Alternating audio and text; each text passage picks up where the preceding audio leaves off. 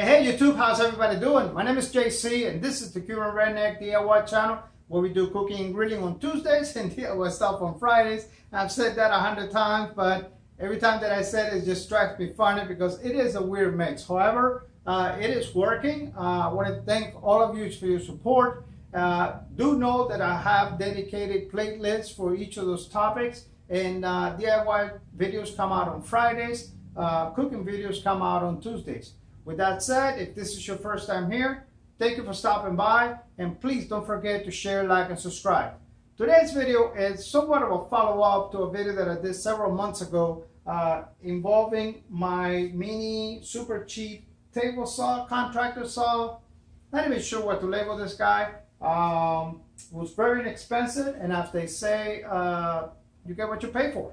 I had to do some modifications to get it really somewhat efficient, and I'm very pleased with the results, by the way. The carriage is working extremely well. It is square. We're gonna have to do something about the fence, but on this video I want to focus on building a table saw station or table saw cart or stand, whatever you want to call it.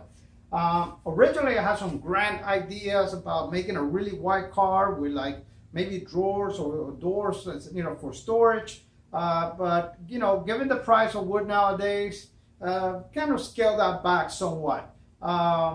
In fact, one of the things that makes this build unique is I'm going to try to use as much scraps that I have laying around as possible.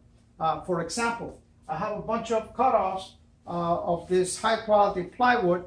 The only issue with this is that, as you can see here, they're not wide enough to be the size of the cart. So I'm going to be implementing some building techniques and a few little tricks to be able to use this material. So even if you're not building a table saw stand or cart, some of these tricks might be something you can implement on a project that you're working on or on a future project. So check this out.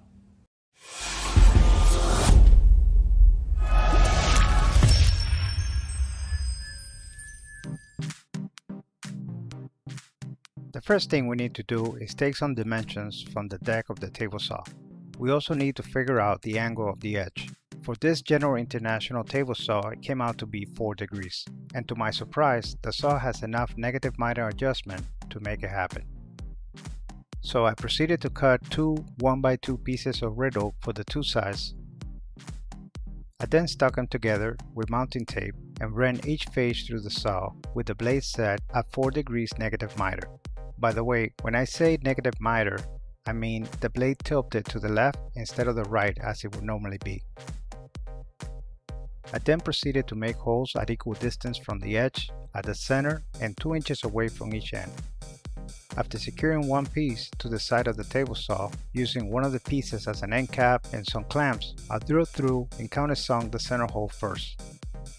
After tapping it and securing it to the side rails with a flathead screw, I went ahead and drilled the left and the right.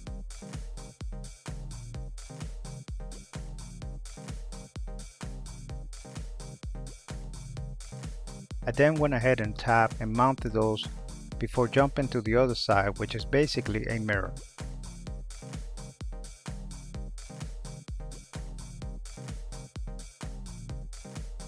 Next was the front piece. I started by cutting it to size, then setting the fence and the blade to -4 degrees once again in order to cut the relief required to deal with the angle at the edge of the table saw deck. The mounting of the front rail is the same as the side. All you need to do is clamp it down, drill it, tap it, and screw it into place. With that out of the way, we can focus on the hinges for the wings and the outfit. For that, we need to cut 3 pieces of equal length to the ones we just installed. When it comes to the mounting, I know I'm going to catch a lot of slack for the way I did it, but in the heat of the moment, I thought it was the best way to do it. What am I talking about? Flushing the hinges. Yeah, I had no idea what I was thinking, but I did it.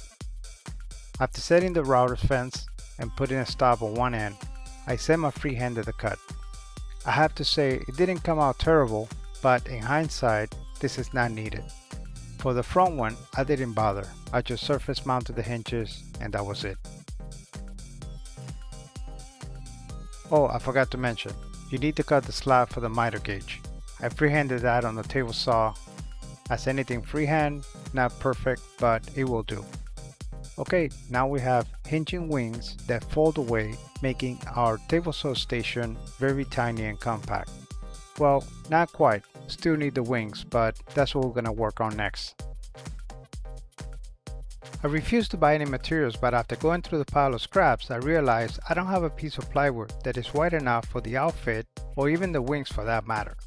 After some consideration, I decided to not only use a leftover 1x3 from the garage shelves project, but employ the same design. In other words, I would be making planks instead of a solid piece. However, because this is white pine, which is not only soft, but it also has a bad habit of warping, I opted to add a 1x2 underneath on the hinge side. As an end cap, I opted for a treated 2x2 to which I cut a rabbet, mimicking the design from the hinge side. Come to think of it, that was a dumb idea. I should have just cut it on the saw. That would have given me a 3/4 inch dowel that I could have used to reinforce the bottom. After cutting the 3/4 inch slot for the miter gauge, I went ahead and mounted the final two pieces, installed the outfit into the table saw, and moved on to the wings. For these, I'm going to be using the same design, but I'm going to be employing a very light 3/4 inch standard plywood piece that I have. I know that some people like it, but I hate having the plywood edge exposed. So I went ahead and cut some strips out of white pine and added edging to all 6 pieces. The hinge side's already mounted on the saw, so I went ahead and added a piece of 1x2 at the end to match it on the outer edge. Just like with the outer edge, I pre-drilled and countersunk the hinge side and fastened it with 1.5 inch coarse thread drywalls.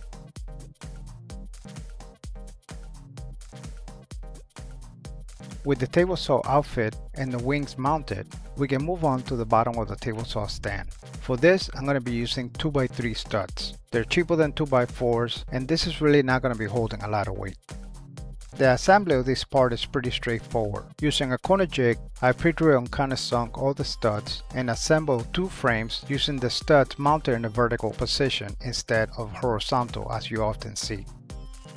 For the bottom of the floor, I wanted to use a piece of 1/4 inch plywood that I had laying around.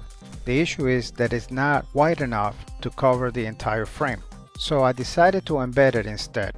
With a cordless router, I cut a 1/4 inch deep by 1/2 inch rabbet, and after rounding the edges, I went ahead and fastened it with glue and brad nails. A quick sanding, and it looks like this piece was meant to be. Before we keep going, I need to add some feet or platform for the casters, and I think that these 2x2 cutoffs will work. After securing them in place with a single screw and some glue, I think that will do the trick. For the size, I will be using a couple of 3/4 inch plywood cutoffs I have. As with the bottom piece, they are not wide enough, so I'm going to use pieces of 2x3 studs as corners. Using a plywood dated flute, I created slots for the plywood to fit. I then glued them in place and clamped them for about an hour. With that done, I proceeded to making some pocket holes, which I'm going to use to secure it to the frames.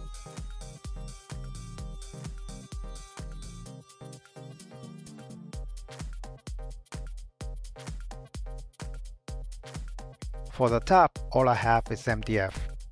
This is not ideal because, as you may know, if anything falls on it, it more than likely will swell.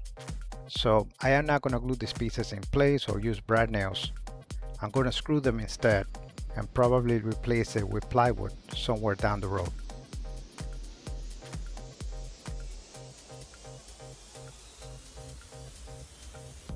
As I started to mount the top of the table saw stand, an idea came to mind at the last minute. What if we add a provision for dust collection? I have a piece of coroplast that is perfect for the job.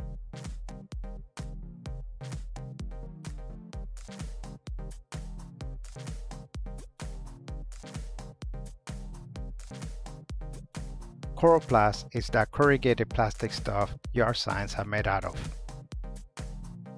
This stuff is flexible, so all I need to do is create a shape where all the sawdust falls down to a shelf back connection.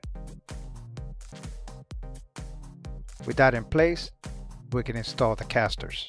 Nothing scientific here, 4 screws. I did use some washers just to make sure that they fit tight. I then secure the saw to the table saw stand with 2-inch screws and washers, and we are good to go. I was originally thinking of using folding support hinges like these to hold the wings and the outfit, but they didn't satisfy my needs, so I returned them and I just cut 3 sticks to size from scrap. There are several other mods that still needed to make this table saw a real breadwinner, so without a doubt I'll be making a follow-up video.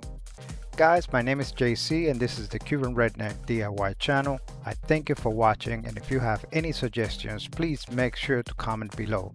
I look forward to seeing you on my next video. Please support this channel by subscribing, liking, and sharing. And don't forget to hit that notification bell. Thank you.